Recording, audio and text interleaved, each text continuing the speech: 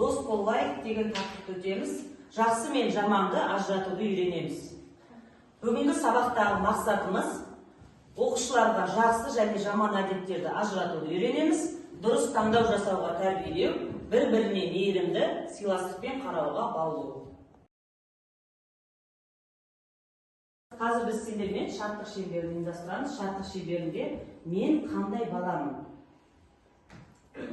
Мен сегіз қарауым. Мен үздік оқушымын. Мен адалмын. Мен ерлімін. Мен жақсымын. Мен өнерлімін. Мен мықтымын. Мен батылмын. Мен сыпайымын. Мен сыпайымын. Мен инабаттымын. Ал біз қандай болуымыз керек? Мейірімді, адал болу керекпіз. Жақсы, жарайсыңдар. Сұрақ қойғым келіп отыр. Бірінші сұрақ. Жақсы деген кім? Жақсы адам қандай болады? Кәнеке, кім адам? Жақсы адам. Әлия, жақсы адам. Жақсы адам өтірік айтпайды, біреуді мазақтамайды, жақсы адам біреуге көмектеседі. Жақсы, ал жаман қылықтарға не жатады? Жаман қылықтарға не жатады? Жаман қылықтарға өтірік айту, және де біреуді мазақтау, және де оған буллинг жасау жатады. Жақсы, жарайсыздар. Келісесіздер ме балалар? Жақсы. Олай болса, балалар, біз қазір сендермен осы шарттық шеңберде топқа бөліп аламыз. Біздің ұлттық оюымыз бар ғой, сол ұлттық ою арқылы екі топқа бөлінеміз. Жақсылық және жамандық. Бұл жерде балалар, біз бір-бірімізге қарсы пікірімізді дәлелдеу керекпіз. Жақсылық пен жамандықты не істеу керекпіз? Ажырата білу керекпіз.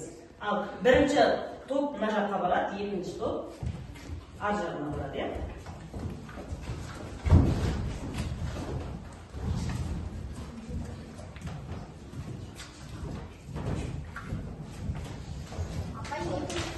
Екінші топ мұнда отырады, бірінші топ мына жақта отырады. Екінші топ мына жақта отырады, бірінші топ ар жақта отырады. Кімдікі екінші топ?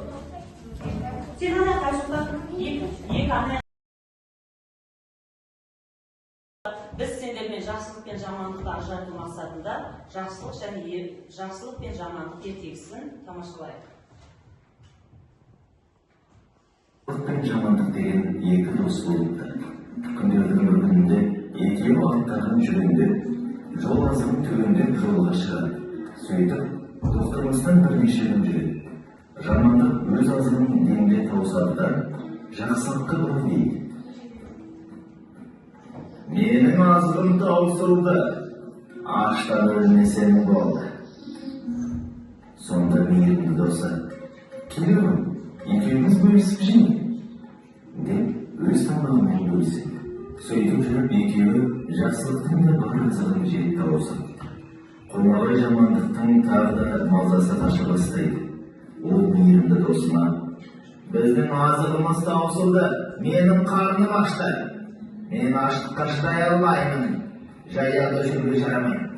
Сенің атыңды сойып, соны азық қылайық дейді.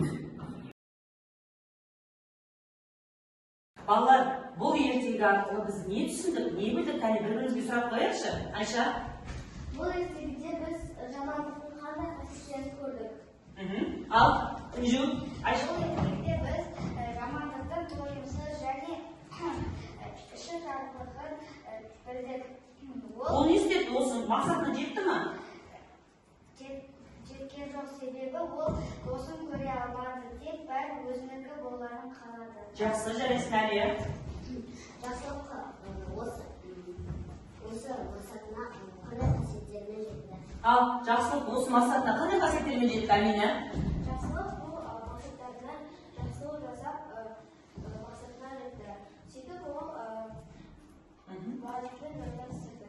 Бай, қуатты және бақытты өмір сүрді. Дұрыс па, балалар? Сонда балалар не істеу керек екен? Не істеу керек екен, Әлия? Достарымызды жақсылыққа тастап, бір-бірімізді бөлісіп, тату-тәтті өмір сүрді. Дұрыс па, келісеміз бе? Жақсы, жарайсыңдар. Балалар, қазір біз сендермен жақсы ма, жаман ба ойынын ойнаймыз. Егер әрекетті жақсы деп ойласаңдар, онда жасыл шеңберді көтересіңдер. Ал егер әрекет жаман болатын болса, онда сары шеңберді көтереміз. Үлкенге орын беру. Досын мазақтау.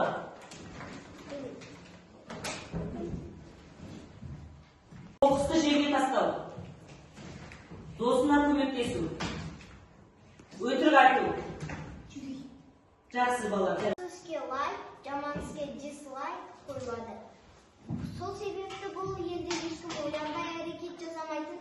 Әр адам менің ісім жақсы ма, әлде жаман ба деген өзінен сұрайды.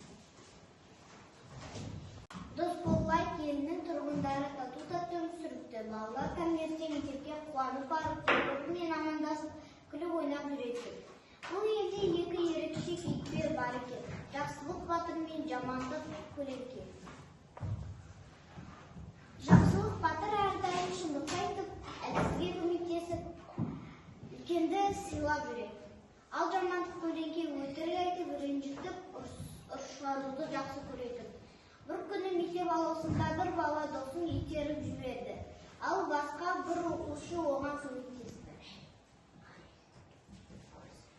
Сол сәтте аспанда сұрақ пайда болды. Қай әрекет дұрыс? Жақсылық көбейтіп, жамандық жоғала бастады. Сол күннен бастап бұл елде бір заңға қалыптасты. Жақсылық жасасаң, әлем жарық болады. Мен осы ертеде жақсылық жасау керек екенін түсіндім. Себебі жақсылық жасасаң, әлемнің бүкіл жері жарық болады. Ал жамандық жасасақ, көлеңке болады деген түсіндім. Балалар, қазір біз сендермен жағдай шешеміз. Әр топқа мен осы карточкалар таратам. Осы карточкада қандай сұрақ бар, сол жағдаятты топ бойынша талдайсыңдар. Сендер қандай жағдаят екен? Елде біреудің ақшасы жатыр. Ақшасы жатыр, е? Ақшасы жатыр. Мен ақшасын алып, кімдікі екенін сұрап, иесіне алып беремін. Жарайсың. Досжан, сенде қандай сұрақ екен? Досын жылап отыр, не істейсің? Мен біріншіден досымды жұбатып, сосын оған не болғанын сұрап, көмектесуге тырыссам. Жақсы, жарайсың. Ал? Сыныпта біреуді мазақтасам, онда мен оны тоқтатам және оған ақыл айтам. Не деп ақыл айтасың? Біреуді мазақтауға? Біреуді мазақтауға болмайды. Жақсы, жарайсың. Айсұлтан, сенде қандай сұрақ екен? Біреу кітабын ұмытып кетті. Біреу кітабын ұмытып кетсе не істейсің? Мен оның кітабын ортаға қоямын. Және де оны... Ол жағдай не істеуі мүмкін? Ол жағдай басына келуі мүмкін. Өз басына да істеуі мүмкін? Келуі мүмкін. Келсең бе балалар? Жақсы, жарайсың, отыра ғой.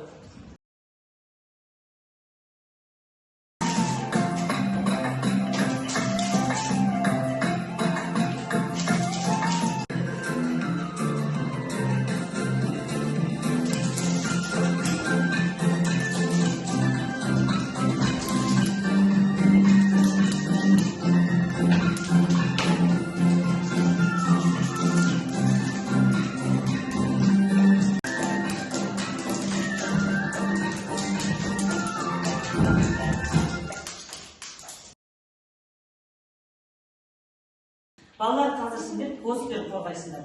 Бұл қағазға сендер адамның бойындағы жақсы қасиеттерді жазасыңдар. Түсінікті ғой, е? Сен өте шын айтасың.